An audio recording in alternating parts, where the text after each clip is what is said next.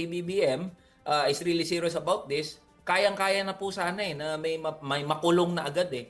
Kaya doon din po nanggagaling yung frustration ng marami dito sa usapin ng anomalous and ghost flood control projects.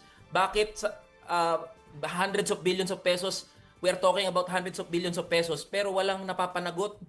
Walang nakukulong agad. Ang pahaba ng pahaba yung mga hearing, pahaba ng pahaba yung mga pag-uusap. Sinasabi na mismo, eto kasabwat ko yan, eto tumanggap talaga ng SOP. Right then and there, pwede na yang ikulong eh. Pwede na yang pwede nang pagulungin, pagalawin yung mga ahensya ng gobyerno if this administration is really serious about addressing this corruption issue. So, again, kailangan natin ng legislated na independent commission to give it more teeth, more power, contempt powers para magkaroon po talaga ng mas magandang daloy yung investigasyon. But then again, uulitin ko, yung mamamayang Pilipino, yung mga manggagawa at ordinaryong Pilipino, they are really looking for heads to roll.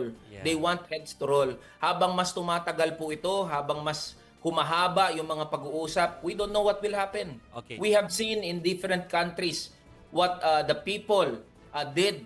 Yung mga galit na sa usapin ng korupsyon, hindi po natin maisasantabi na po pwedeng mangyari yan dito sa ating bansa. And that valid expression of anger and frustration po lahat yan eh. Okay. So yun yung binabanggit natin.